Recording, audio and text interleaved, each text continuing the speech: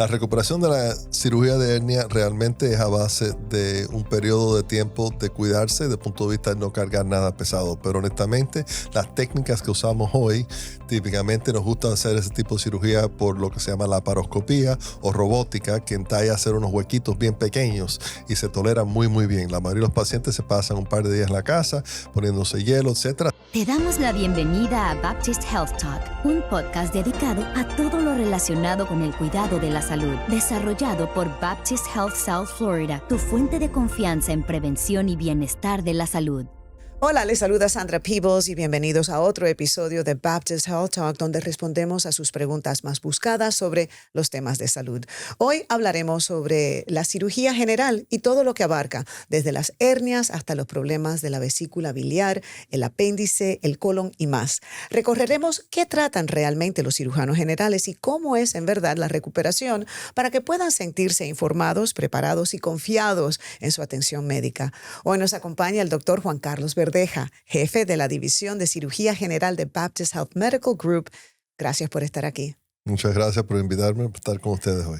Doctor, cuando hablamos de cirugía general suena, pues general, pero ¿qué realmente tratan los cirujanos generales? ¿Cuáles son los órganos y los procedimientos más comunes? La cirugía general lo que quiere decir es que tenemos una especie grande de órganos diferentes, etcétera, pero actualmente es una especialidad. No es como la cirugía, la medicina general, que es más bien, vamos a decir, más sin tanta especialidad. La cirugía es muchísimo más especializado, requiere mucho entrenamiento y lo que atendemos es todo desde un simple quiste en la piel hasta órganos trasplantes, cirugías de colon por cáncer, por divertículos, cirugía de vesícula, hernia, tiroide, paratiroide, cirugía de mamas de punto de vista no plástico, sino de cirugía por tumores. Así que es una área muy grande y además que infecciones, etcétera, que tenemos que atender. ¿Cómo se convierte alguien en cirujano general? ¿Cuál sería el entrenamiento y los pasos a seguir para lograr esta especialidad? Es un curso largo, como son muchas áreas de estudio, así que empieza con la premédica, que son 4 años de universidad, seguido por 4 años de escuela de medicina. Entonces eso se sigue por lo menos por 5 años de entrenamiento como cirugía general, para ser un cirujano general en ese punto. En adición, muchos cirujanos eligen hacer 1 año o 2 adicionales en áreas de más especialidad o subespecialidad. Así que un curso largo. ¿Cómo termina el paciente en manos de un cirujano general? ¿Es a través de una referencia de su doctor primario? ¿Es a través de la sala de emergencia? ¿Síntomas que siente el paciente? ¿Cómo Sí, llegan a usted? de las 2 o 3 maneras. Básicamente los pacientes muchas veces van a su internista, le dicen que tienen una molestia en la ingle o una molestia en el ombligo, entonces se descubre que tienen hernias, esos pacientes vienen a la oficina. Pero por lo mismo hay pacientes que presentan emergencia con un dolor muy fuerte y lo que tienen es una hernia encarcelada. Igual pasa con la vesícula. Muchos de los síntomas de la vesícula se pueden saber de anticipación, pero muchos pacientes o no se dan cuenta de lo que está pasando o tienen un ataque agudo y acaban en emergencia. A diferencia de un cirujano cardíaco, que obviamente trata el corazón, o un neurocirujano que trata el cerebro, un cirujano general realmente ve una gran variedad de condiciones y procedimientos. Sin embargo, ¿qué hace que la cirugía general sea distinta? La cirugía general se dirige más bien a la fisiología del cuerpo, quiere decir cómo funciona el cuerpo. Así que mucho, por ejemplo, la vesícula actúa para ayudar con la digestión, pero al remover la vesícula hay cambios que van a ocurrir. Así que el cirujano tiene que saber los detalles esos. Si tenemos que hacer alguna reconstrucción intestinal, tenemos que preocuparnos cómo va a funcionar el sistema intestinal después de la cirugía. Así que mucha de la cirugía de nosotros es más bien dirigida hacia el funcionamiento del cuerpo y cómo hacer la cirugía para que el paciente pueda beneficiar y seguir bien. Uno de los temas más buscados son las hernias. Es lo que las personas más les preocupa o tratan de buscar información. ¿Qué es realmente una hernia y cuáles son los síntomas que pudieran indicar que es hora de ir a un médico? La hernia actualmente El paciente lo ve muchas veces como un bulto que se presenta o una molestia que tienen, pero realmente lo que es una hernia es un defecto en la pared muscular. Y lo que hablamos siempre, yo le explico a los pacientes con un latón de basura y me miran como si estoy loco y le enseño el latón en la oficina. Digo, fíjese que el latón tiene la forma que tiene por el exterior, el plástico, el metal que sea. Y adentro hay una bolsa que es lo que actualmente tiene la basura. En el abdomen tenemos la pared muscular, que es como el externo que aguanta la forma, pero adentro hay un saco que se llama el peritoneo que contiene los intestinos. Si uno hace un hueco en la parte exterior del latón, la bolsa se bota por eso. Eso es la hernia. La hernia es el hueco en la pared muscular que permite que se muevan los intestinos o grasa de afuera del abdomen hacia afuera, y eso crea el bulto que se ve eventualmente. En el principio, muchas veces lo que sienten es presión y molestia. ¿Y cómo es que llega esa debilidad? Esa debilidad ocurre naturalmente. Hay pacientes, se pensaba por muchos años que la persona cargaba algo pesado y que eso le eventúa en que se vaya a formar un hueco. Realmente hay personas que tienen tendencia a formar hernias y hay personas que no. Y hay personas, como yo le explico siempre, hay abogados y contadores que están sentados todo el día detrás de un escritorio y tienen hernias. Y entonces hay personas trabajando en labores físicos muy fuertes, en construcción, otras cosas, y nunca tienen hernias.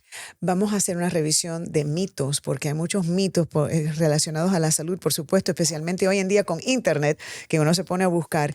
Muchas personas piensan que si una hernia no duele, se puede ignorar. ¿Pero cree usted que eso es verdad o que puede causar mayor problema ignorarlo? Lo más importante es atender el problema y por lo menos tener la discusión con una persona calificada como el cirujano general. Sí hay hernias que en algunos casos uno puede observar si no están cambiando, no están creciendo, no están causando algún problema inmediato. Pero muchos otros tipos de hernias tienen alto riesgo de encarcelarse o tener problemas más serios y uno siempre quiere atender el problema antes que se convierta en un problema serio. Bueno, en muchos casos las personas descubren una hernia porque van a hacerse un examen rutinario y descubren que realmente tienen, pues esta condición. ¿Cuándo se decide cuando una hernia debe ser monitoreada o debe ser incluso intervenida quirúrgicamente? Sí, realmente eso es una decisión que se tiene que hacer entre el paciente y el cirujano, debe ser. Muchas personas hablan con su internista que posiblemente le pueda dar alguna guía acerca de cómo hacer eso, pero como le explico, hay ciertas hernias que son de alto riesgo que deben atenderse en todas circunstancias. Para quienes necesitan esa cirugía de hernia, ¿cómo es la recuperación?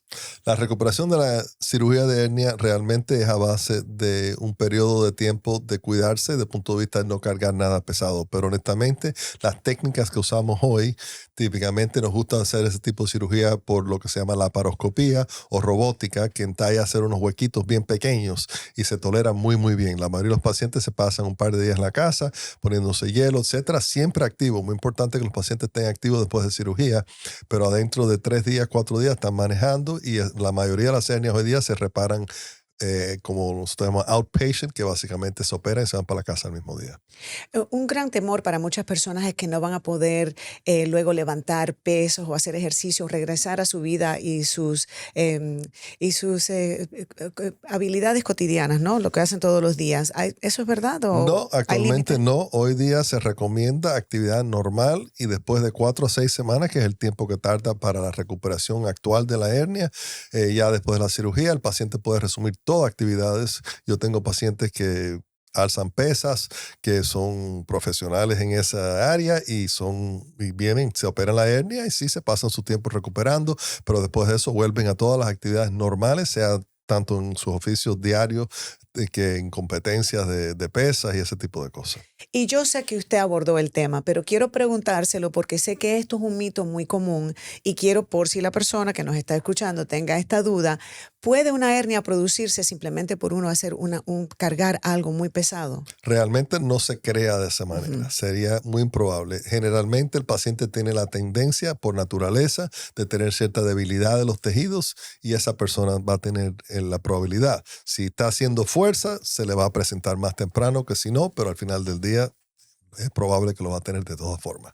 Bueno, vamos a hablar de la vesícula porque este es otro tema que también pues causa mucha inquietud entre las personas que buscan en Internet. La vesícula biliar, ¿cuál es su función y cuáles son los síntomas que indican que algo pudiera estar mal? Sí, la vesícula es un órgano importante desde el punto de vista que ayuda con la digestión, pero finalmente no es necesario.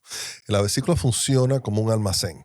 El hígado crea toda la bilis. La bilis es una sustancia, un químico que se usa para disolver la grasa principalmente. El hígado crea la bilis y la pasa al intestino a través de un tubo. Colgando ese tubo hay este almacén que se llama la vesícula, que aguanta como 10 o 15% de esa bilis diariamente. Uno no come todo el tiempo, así que está ahí para ayudar en eso. En la circunstancia de una comida, el estómago reconoce que hay grasa, manda una señal a la vesícula contrae y entonces entra más bilis en el sistema. Y eso es la función principal. Si hay piedras o problemas con la vesícula, al remover la vesícula, el cuerpo compensa y no hay problema, así que se puede remover. Ahora, la persona desde el punto de vista de síntomas, en el inicio, la mayoría de las personas lo que sienten es mucho gas, dificultades con la digestión, se siente muy lleno, se siente que la digestión está muy lenta. Esos son los síntomas más comunes y los inicios. De ahí entonces empieza una molestia debajo de la costilla y hasta un dolor más fuerte y eso ya es la indicación clara que hay un problema con la vesícula. Muchas personas creen que los ataques de vesícula biliar resultan por ingerir productos que tienen mucha grasa, como las comidas fritas, etcétera. ¿Es verdad? Los ataques se pueden promover por esa actividad de la grasa, porque la grasa causa que la vesícula contraiga, y si tienen, pero la formación de las piedras no. Las piedras están presentes típicamente genéticamente. En la población latina es sumamente común. En Miami, yo sé que nosotros, por ejemplo, publicamos estudios acerca de cirugías que hemos hecho de vesícula y cada vez que presentamos en una sociedad se quedan azorados del número de casos que podemos hacer en poco tiempo. Y yo les explico que en la población que yo vivo en Miami hay tanto latino que la tendencia a tener piedras en la vesícula, que es un problema realmente genético, es altísimo. Porque le iba a preguntar si es genético o cultural, ¿es por nuestros hábitos de alimentación o es genético? No, es genético la formación de las piedras, la activación de esas piedras ocurre por la dieta, más que no, pero al final del día las piedras están presentes. Muchas personas tratan de aguantar el dolor, especialmente los hombres, dicen, no, esto yo puedo aguantar esto. ¿Cree que eso es un no grave es aconsejable error? Porque como todos los órganos que tienen problemas, eventualmente el problema va a eventuar en un ataque agudo. Así que el paciente que es sintomático con la vesícula, que empieza a tener, debe buscar alivio y el alivio es a través de cirugía. Si alguien necesita que le extraigan la vesícula, ¿cómo entonces van a digerir la comida? Bueno, ¿Es esencial tener la vesícula no, para poder porque comer? realmente la bilis se hace por el hígado y la bilis sigue presente. Lo que va a pasar es que el cuerpo se adapta al remover la vesícula. La vesícula, como expliqué, tiene 10 o 15% de esa bilis entre comidas. Lo que pasa es que ese porcentaje de bilis tiene que quedarse en algún lado y simplemente el tubo que va entre el intestino y el hígado se va a dilatar para compensar. Y el paciente, en la mayoría de los casos, al pasar unas pocas semanas, está digeriendo completamente normal, con una mejoría porque ya no tiene el dolor, no tiene las molestias asociadas y digiere mejor. ¿Y puede digerir grasas? En ese punto sí están mejor. Inicialmente la mayoría tiene un poco más de gases en las primeras semanas, pero ya cuando la compensación ocurre, típicamente todo se alivia. Pero ese gas es muy molesto. Bueno, en esos primeros días. En esos o sea, días, es exagerado. Es un nivel mucho más alto que lo normal. Bueno, más de lo que uno acostumbra, pero tolerable. No es una cosa que... Y hay productos que uno puede tomar para eso en ese tiempo. Cuando uno piensa en sacarse un órgano, obviamente uno piensa que es una cirugía muy importante, muy grande, muy peligrosa. ¿Qué le diría a alguien que necesita? La cirugía de la vesícula es la cirugía más común que se hace en este país. Se hacen casi 1 millón de cirugías de vesícula al año en los Estados Unidos y es una cirugía que se considera menos de 1% riesgo de complicación. Así que actualmente es una de las más seguras, con buen éxito. Ahora, la cirugía hoy día no se hace como antes. Antes la gente hacía una cortada inmensa, era horrible la recuperación. Hoy día se hace por laparoscopía o por robótica, que son unas cortaditas pequeñas de 1/4 pulgada o media pulgada, y a través de unos par de huequitos se puede sacar la vesícula completamente. Así que la recuperación realmente estaba guiada por el dolor y la molestia de lo que era la intervención de cortar el músculo, etc. Así que con este tipo de cirugía la mayoría de las personas en 2 o 3 días están en pie y están, bueno, no necesariamente trabajando, pero ciertamente en su vida otra vez y manejando y cuidando su diario. ¿Usted considera que todos son candidatos para la cirugía robótica o hay algunos casos donde sí tienen que utilizar el método tradicional? El método tradicional se reserva hoy día para casos muy extremos. Así que realmente se debe hacer, y le diría que 90 y pico % alto de pacientes son candidatos para laparoscopía o cirugía robótica. Robótica es lo mismo que la laparoscopía, pero se utiliza el robot a través de los huequitos de la laparoscopía. ¿Y cómo es la recuperación? La recuperación generalmente, yo se lo digo, como le digo a los pacientes, yo no solo soy el presidente del club, sino un cliente, así que ya yo tuve mi vesícula afuera y le digo que el primer día es un poco molesto en que uno se siente obviamente una cirugía inmediata, pero al par de días uno está en pie, está manejando, está sintiéndose bien, un poco cansado, pero es una recuperación maravillosa desde el punto de vista del tiempo basado en que tuviste una intervención abdominal. La cirugía general, la verdad que es un campo muy amplio, abarca muchísimo. ¿Cómo es que los especialistas como usted encuentran el camino para especializarse en esta rama? Bueno, yo creo que es un deseo de mantener cierto entendimiento del cuerpo entero. Así que cuando uno hace el entrenamiento que nosotros hacemos, que son los 5 años de cirugía diaria, incluye trauma, incluye todo tipo de áreas de especialidad que uno va a aprender y realmente al hacer eso uno llega a cierto deseo de mirar eso. Hay personas que acaban haciendo alguna subespecialidad, que nada más que quieren operar mamas o nada más que quieren operar tiroides, pero muchos de los cirujanos generales hacen una área muy, muy extensa. Ahora, hoy día también hay cirugías, por ejemplo, de bariatría, que es para perder peso, que son cirugías generales porque entallan lo que es los intestinos. Hay cirugía del colon, que se hace o por cáncer o muchas veces por divertículos, que son comunes en este país en particular. Y hay otras cirugías del cuerpo que requieren hacerse, que entallan todo lo que es la práctica de lo que nosotros hacemos.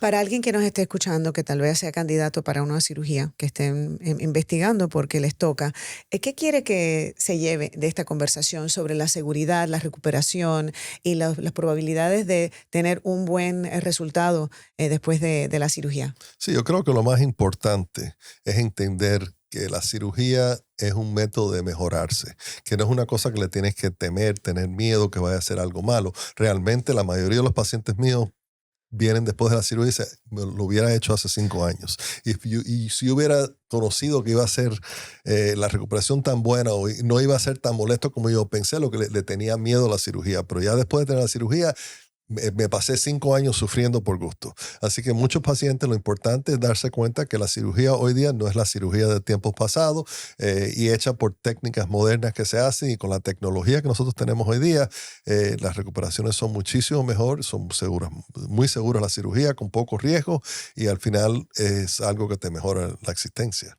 Ojalá que esta conversación arme a las personas de valentía, si no es para someterse ya a la cirugía, para buscar más información, porque creo que cuando nos armamos de con esta información y pues nos ayuda, ¿no? a olvidar los temores y tomar esta decisión de buscar una cura. Así que muchas gracias, doctor. Ha sido una conversación fascinante. Muchas gracias por estar con nosotros y compartir la información con nuestra audiencia. Asegúrense de presionar el botón de suscripción a nuestro canal para que se mantengan al día con la información y los consejos más recientes sobre la salud y el bienestar de nuestros expertos. Gracias por estar con nosotros. Encuentra más información valiosa sobre salud y bienestar en nuestro blog de recursos baptisthealth.net/news, y no olvides interactuar con nuestras redes sociales para enterarte de los eventos en vivo y futuros. Baptist Health Talk es una iniciativa de Baptist Health, el lado humano de la atención médica.